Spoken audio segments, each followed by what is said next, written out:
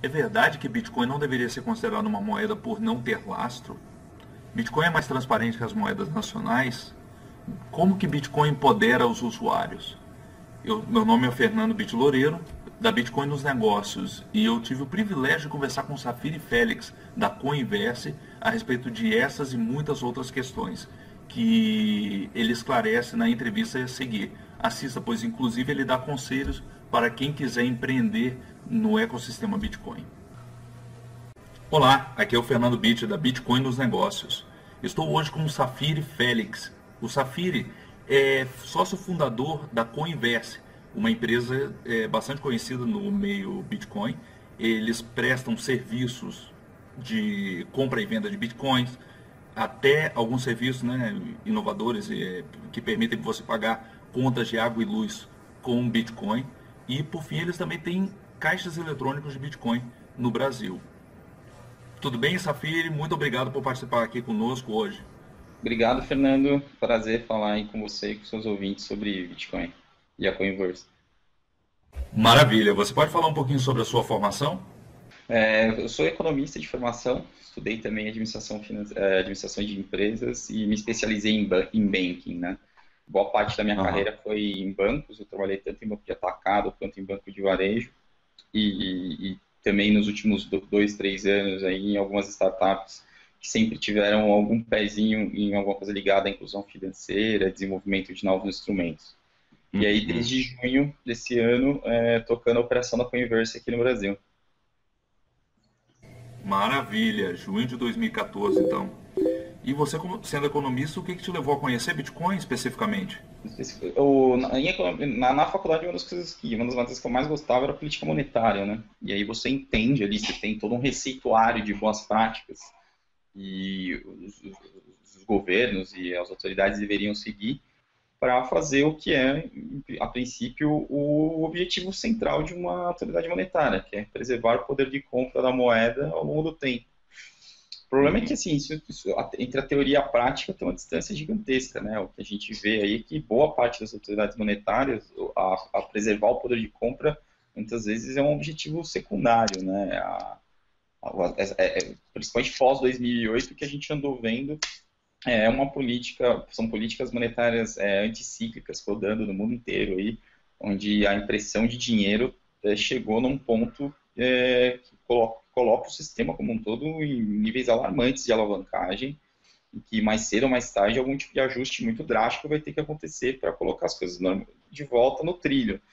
E o Bitcoin, Aham. para mim, me encantou pelo fato de dele ser um sistema monetário controlado por um algoritmo, o que previne ele de qualquer tipo de interferência externa ou manipulação que fuja do propósito que ele se propõe a fazer, né? Que é fluir a economia e a economia como liquidez, e no caso do Bitcoin, ser uma alternativa ao monopólio dessas outras alternativas que a gente já vive aí há muito tempo, todo mundo já está habituado a usar. Uhum. Ok.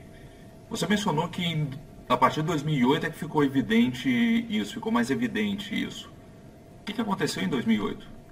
Em 2008 a gente teve a grande crise que foi desencadeada pela crise do mercado de hipotecas nos Estados Unidos, né?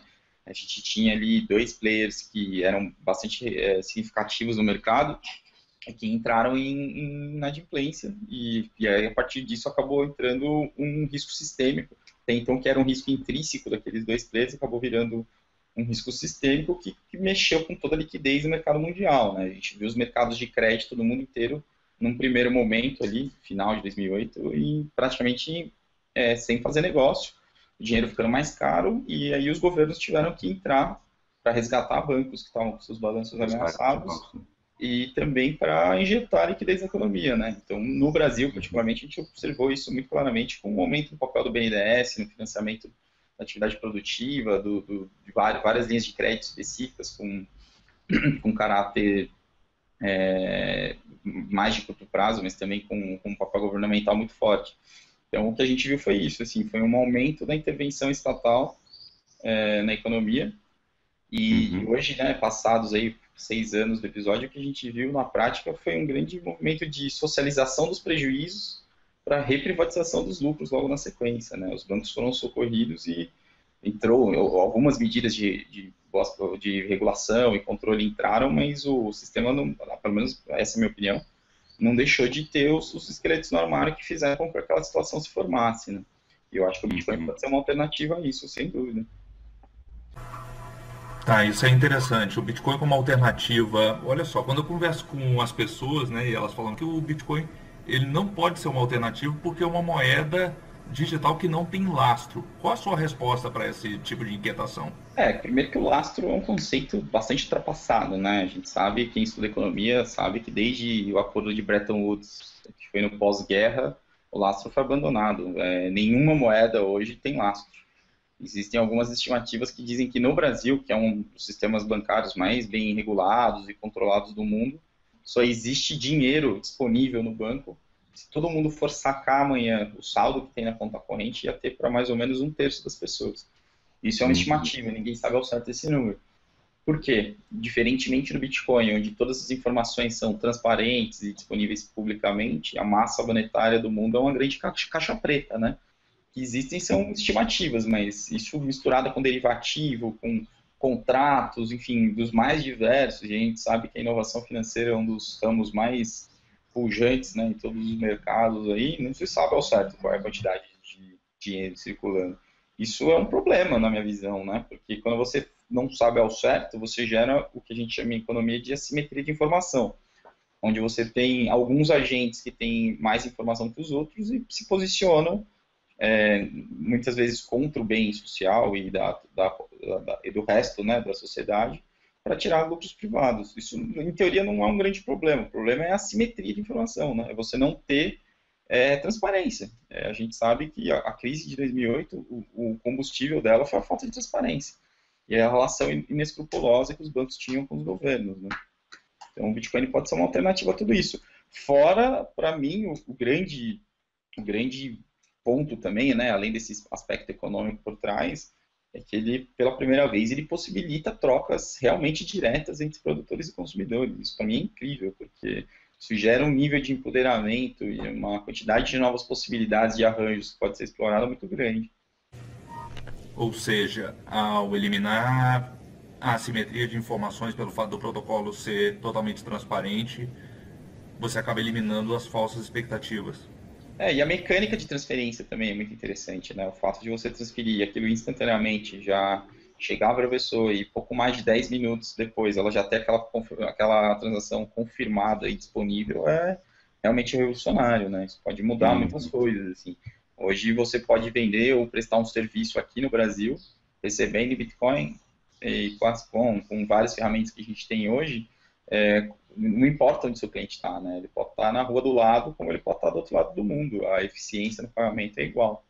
Isso é bem interessante. Ok, interessante. Deixa eu aproveitar até e contar uma experiência que eu tive, né, com a sua empresa.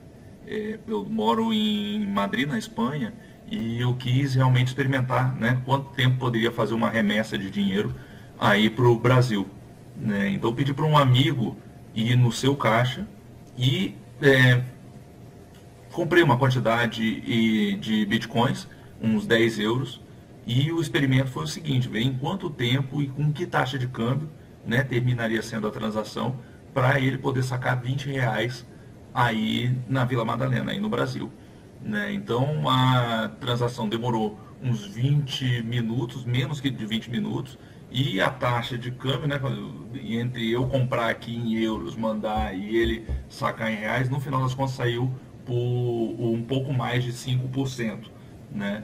Mas o interessante é que a Coinverse não me prestou esse serviço de transferência internacional. Eu mandei os bitcoins para o meu amigo, os bitcoins eram dele, ele podia ficar com os bitcoins pelo motivo que fosse, ou ele podia decidir sacar. Tanto é que ele sacou uma parte, né, e funcionou muito bem. Foram 3 trocas diretas, né?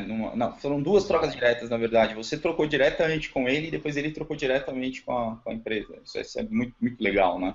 Não foi assim, você me usou como intermediário para fazer a troca para ele. Não, isso é uma forma diferente de fazer mesmo. E com essa vantagem também, né? O fato de você ter enviado o Bitcoin para ele não precisaria ter usado, no meu serviço não era a única opção que ele tinha, né? Ele poderia caminhar por outras vias para fazer. Isso é muito bom, né? isso tende a gerar um nível de eficiência para as trocas muito interessante. Uhum. É isso mesmo. Empodera o usuário. E isso é maravilhoso, né? Porque antes a gente não tinha opção. Se eu quiser fazer uma transferência, eu tenho que estar limitado às opções disponíveis no mercado, que são bancos ou empresas de remessa, e está limitado aos tempos de entrega dessas opções, né? Então, eu até consultei aqui no banco e na Espanha, no meu banco, na minha agência, e no mínimo eles me cobrariam 16 euros para poder fazer uma remessa, né? Não conheço outras opções, mas o meu banco cobra isso, ou seja, já não seria rentável emitir 10 E euros. tem isso também, né? Ele possibilita esse tipo de transação, o que é muito perverso na indústria de remessa é que quanto menor o valor, mais distante ou politicamente arriscado o país, mais caro essa transação vai custar. E se você pensa Uhum. que um imigrante de um país pobre da África, que está trabalhando na Europa ou nos Estados Unidos, enfim, não importa muito, né, o lugar onde ele esteja, essa pessoa ter que se submeter a isso, né, a intermediários que consomem uma fatia tão importante de um dinheiro que é muito necessário, né, afinal de contas ele está mandando provavelmente para a família dele, que está em algum nível de vulnerabilidade. Então, quanto mais difícil a situação da pessoa, mais caro ela paga, né? É o que em negócios sociais é chamado de pedágio da pobreza, né? É o quanto mais carente a pessoa é, mais difícil e caro fica para ela adquirir bens e serviços. O Bitcoin revoluciona isso, né? Ele traz uma alternativa realmente muito eficiente, barata e que permite que qualquer valor seja enviado sem que você tenha que se submeter a essas taxas tão altas, né? Uhum. Legal. Olha só, falando até um pouco menos de Bitcoin e falando mais da Converse, da sua carreira como empresário, né? Como é que foi fundar a Converse? Fala um pouquinho dos seus desafios, né? Do tipo, como é abrir uma empresa, os desafios financeiros que você tem, os desafios legais, ou que correspondem. Sim. Não, a empresa tem corrido, esses 6 primeiros meses de atividade têm sido super positivos, assim, a gente está no momento de fechamento aí do balanço para o ano, os resultados estão muito, muito bons, a gente está bem contente. A questão é que ainda o mercado como um todo ainda é pequeno no Brasil, perto do potencial que ele pode atingir, né? A gente faz um paralelo aí que no Brasil o mercado está pelo menos um ano atrás da curva de adoção de países como Estados Unidos, Canadá, Japão. Mas o ponto positivo é que assim está bem movimentado, né? A cena de startups de Bitcoin no Brasil está crescendo, numa velocidade bem interessante e com cada vez diferenciais mais claros entre os concorrentes, né? A história da Coinverse é um pouco diferente do que se costuma fazer. A nossa entrada no mercado ela começou no mercado offline, né? Com o caixa eletrônico num stand que a gente tinha aqui no Centro Empresarial em São Paulo. Porque antes de construir a ferramenta online, a gente queria ter contato com o consumidor direto. Assim, era uma coisa que a gente queria para a gente poder construir uma solução que tivesse a ver mais com as necessidades do mercado local e que a gente pudesse testar vários tipos de abordagem. E assim foi feito. De junho a novembro, a gente só trabalhou offline, então a gente tinha o caixa eletrônico e eu fazia atendimento personalizado com algumas pessoas também, com horário marcado, para entender, para explicar, enfim, para realmente poder fazer uma venda assistida bem feita. E em novembro a gente lançou a plataforma, que foi o passo adiante, onde a gente constitui o que a gente está chamando de Bitcoin Banking. Hoje você consegue, sendo cliente da Coinverse, você consegue usar o caixa eletrônico para comprar ou sacar dinheiro. Então, se você tiver bitcoins, você pode sacar reais instantaneamente. Isso tem um valor muito grande, principalmente para estrangeiros que estão no Brasil, tanto turistas como os que estão recém-chegados, e mesmo brasileiros que recebem do exterior, de fornecedores, de parentes, enfim. O caixa dá essa facilidade, né? A pessoa já sai dali com dinheiro e já resolve o problema dela de forma instantânea e super confidencial, discreta. No final das contas, ele está lidando direto com a máquina. Assim como se ele estivesse fazendo essa transação num caixa eletrônico convencional. E na plataforma online a gente foi além. Então, além dos serviços de compra e venda de Bitcoin, a gente tem uma funcionalidade para quem quer reintegrar Bitcoin como meio de pagamento no seu website ou criar alguma aplicação. A gente tem uma API lá de integração, onde ele passa a receber por dentro de uma carteira da Coinverse, a partir desse momento. E a gente tem uma plataforma de pagamento também, onde o usuário pode pagar qualquer tipo de conta que ele tem usando o saldo Bitcoin. Então, ele pode pagar boleto bancário, pode pagar título de aluguel, conta de água, de luz, enfim. Toda e qualquer transação que até então ele teria que ir ou no banco ou na lotérica para fazer esse pagamento. E o que é legal disso, como alternativa de boleto bancário também, é que a gente contorna uma dificuldade que ainda a gente está enfrentando hoje, que é o convencimento dos sites de e-commerce em aceitar Bitcoin. Né? Eles demonstram interesse, mas ainda existe uma certa resistência. Assim, a gente percebe que eles estão esperando algum player grande passar a aceitar, comum e coisas do tipo, no dia que as lojas americanas aceitar, eu quero também. No dia que o Submarino estiver aceitando, eu quero também. E esses grandes players a gente sabe, né? Para eles o Bitcoin ele é interessante, mas como uma alternativa a mais, porque eles não sofrem tanto quanto o pequeno nos custos de processamento que a empresa de cartão de crédito cobra. Um grande varejista desse consegue negociar tarifas onde ele tudo bem, pesa no impacto financeiro dele, mas não é uma dor tão grande quanto de um pequeno comerciante. Então, com a alternativa de pagamento em boleto bancário, a gente serve a comunidade de Bitcoin brasileira com a possibilidade de você comprar qualquer coisa usando Bitcoin. Você vai em qualquer site, seleciona boleto bancário como forma de pagamento. Via de regra, existe um desconto, isso oscila entre 5% e 10%, então você já tem um ganho ali na largada. E você vai lá e liquida esse boleto com a gente na Coinverse, tem sua conta paga e fez o Bitcoin girar. O grande desafio no Brasil hoje é esse, assim, a coisa que ainda quando eu falo que a gente está atrasado na curva de adoção é muito nesse sentido. Tendo contato com outros empreendedores desses outros mercados, você vê que a preocupação deles não está concentrada no preço do Bitcoin, mas sim no aumento do fluxo, aumento de transação, novas aplicações, mais gente usando para outras finalidades. E isso é recente aqui, né? Até então no mercado brasileiro todo mundo queria saber quanto está custando o Bitcoin daqui a 2 semanas. E a gente sabe, né? Uma tecnologia ainda está amadurecendo, está ganhando mais aceitação, é natural que seja volátil. Então, a gente tem um trabalho muito forte que a gente faz com os nossos clientes de educá-los, de que não é porque você comprou o Bitcoin há uma semana e eventualmente está custando menos agora que você tem que desacreditar do negócio, porque ele não é simplesmente um ativo financeiro de caráter especulativo, ele é muito mais do que isso. Isso é interessante o que você está falando. Quer dizer, então, que se Bitcoin estiver valendo $500 ou estiver valendo $5, ele ainda tem seu mérito. Sim, o preço é circunstancial. Na verdade, para que a adoção em massa aconteça, ele precisa oscilar um pouco menos, né? Ou então você usa o Bitcoin para uma demanda pontual. Você vai fazer que foi o seu caso. Durante os 20 minutos, a volatilidade não é relevante. Então você manda, você recebe e está ok.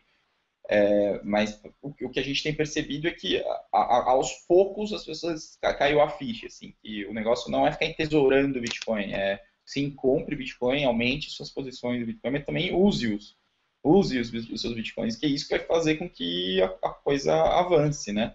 Saiu um estudo recentemente no CoinDesk que falava que mais de 50% dos Bitcoins do mundo não tinham se movimentado nos últimos 6 meses. Isso é um problema, né? Isso é um problema, se você não... Se quem já está usando a tecnologia há 6 meses ainda não colocou não pôs em circulação porque acredita na valorização futura, isso gera um estímulo negativo, né? Você não consegue tornar relevante a ponto de, não, legal, agora existe demanda para aceitar Bitcoin, vou aceitar Bitcoin no meu negócio. Então, acho que é uma estrada a percorrer e eu acho que 2015 vai ser o ano de colocar o Bitcoin em fluxo. Muito mais do que manter posições em Bitcoin, é colocar o Bitcoin em fluxo. É usar o Bitcoin para pagar conta, usar o Bitcoin para fazer compra, usar o Bitcoin para fazer remessa, enfim. A gente acredita muito nesse modelo e a gente está tentando atacar aí um público interessante que são os brasileiros que gastam no exterior. Assim, é um número bem significativo, não tenho agora a estatística de cabeça, mas são algumas dezenas de bilhões de dólares todo ano gastos por brasileiros no exterior. E a gente acredita fortemente que uma fatia disso vai caminhar e vai começar a ser gasto em Bitcoin. Ok. Então, Safiri, para a gente até começar a concluir né? Que conselhos você daria para um comerciante que queira adotar bitcoins para poder receber pagamentos? Aceite, é o primeiro teste, né? A gente sabe que provavelmente você não vai fazer vendas muito grandes no começo, mas preparar o seu negócio para o futuro. Assim. Quem inicia antes entende melhor o potencial que aquilo pode ter e consegue desenhar produtos e serviços e criar diferenciais antes da concorrência. Irreversível, tem vários estudos que comprovam isso. Recentemente, mais de 90% das empresas americanas já enxergam o Bitcoin como parte do seu modelo de negócio para os próximos 5 anos. Então, para um comerciante que tá nessa dúvida, ele tem algumas vantagens que vão ficar claras para ele. Primeiro, que é ele atrair aí toda uma massa de potenciais consumidores que é a comunidade de Bitcoin. As pessoas querem ter lugar para gastar seus Bitcoins. Isso é fato. Assim.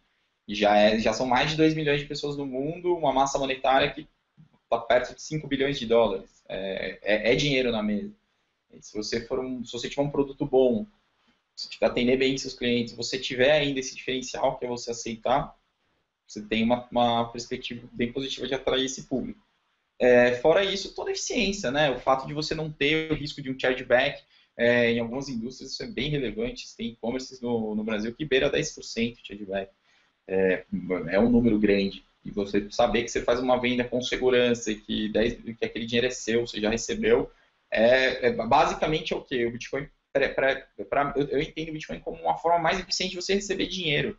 É isso. Se todas as suas vendas você pudesse receber em dinheiro, seria ótimo para você. Você não ia precisar pagar as tarifas do cartão de crédito, e dinheiro é dinheiro. A forma mais líquida que existe de pagamento. O Bitcoin ele é isso. Ele é isso, só que com uma diferença, né? Para você receber uma venda em dinheiro, o cliente precisa te entregar o dinheiro em mãos. Com o Bitcoin ele entrega independente de onde ele estiver. Então, eu acho que o recado é esse, assim, experimentem, adaptem, busquem players sérios para fazer isso junto com assistência, que possa te prover liquidez para você não ficar no risco da oscilação também, da oscilação do Bitcoin. É o que a gente oferece na Coinverse. O cliente solicita o resgate em no máximo 24 horas, o dinheiro está na conta corrente dele. Então, basicamente é isso, assim, olhar com bons olhos, procurar alguém que possa, alguém ou uma empresa que a Coinverse está à disposição nesse sentido de fazer o auxílio, tirar todas as dúvidas, adaptar na sua parte contábil, fiscal, enfim. Ainda é algo que é feito customizado, porque não existe ainda uma solução para o gameplay que já te integra no seu recebimento. Mas para quem é pequeno e não tem tantas complexidades, é entender o Bitcoin como uma venda sendo em dinheiro. Você registra no seu caixa como sendo uma venda em dinheiro e vai em frente. Você consegue ter essa eficiência de não escapar dos altos custos de transação que as empresas de cartão de crédito impõem. Porque no fundo ele vai receber em reais na conta bancária no dia seguinte. Se quiser ficar com os bitcoins, ele pode ficar com os bitcoins, né? Como a gente falou lá atrás, o grande lance da tecnologia é esse. É um dinheiro livre, você faz o que você bem entender, ele é seu, você faz o que você quiser com ele. Então você pode manter posições de bitcoin. Mas se você quiser também, você liquida aquilo tranquilamente e em até 24 horas você já está na conta. Maravilha. E que conselho você daria para quem quiser empreender assim como você, ou seja, montar um negócio em torno do Bitcoin? Primeiro é tentar criar algum tipo de diferencial claro, né? A gente sabe que é uma tecnologia que tem um potencial enorme e a gente ainda está tateando ainda o que pode ser feito de fato com ele, né? Serviços que de fato gerem valor através do Bitcoin e não seja mais um mercado de compra e venda, porque esse no Brasil você já tem pelo menos 5. Quer tentar, não aconselho, porque eu acho que não faz muito sentido, né? Você tem um nível de concorrência bastante alto para um mercado que ainda está pequeno. Mas existem N possibilidades para serem exploradas, dar uma olhada em referências internacionais. Acho que, acima de tudo, o primeiro passo é entender o protocolo no detalhe, assim, o que de fato ele faz, o que ele se propõe a fazer, e entender que Bitcoin enquanto moeda é a primeira das aplicações. 1 milhão de outras coisas vão vir aí nos próximos anos. E aí, como dica, é isso, assim, se prepare, saiba que é um mercado bastante competitivo, é um mercado de venda consultiva não muito simples, existe um nível de atendimento, qualidade, estrutura, se cerque de todos os cuidados, tanto fiscais quanto jurídicos, procure uma boa assessoria, um bom contador e assim, não é um bom computador qualquer, é alguém que esteja disposto a entender as características e as nuances do protocolo. Isso faz toda a diferença na hora de você desenhar a sua estrutura tributária, enfim. E, assim, no mais, o ecossistema de empreendedores de Bitcoin no Brasil é super aberto, as pessoas estão constantemente trocando ideia, e conversando e articulando as coisas. Seja bem-vindo, bem-vindo ao barco. Show de bola, Safiri. E então, para concluir, como que alguém que está nos assistindo agora pode fazer para entrar em contato contigo ou para testar os serviços da Coinverse? Legal. O melhor caminho é coinverse.com.br.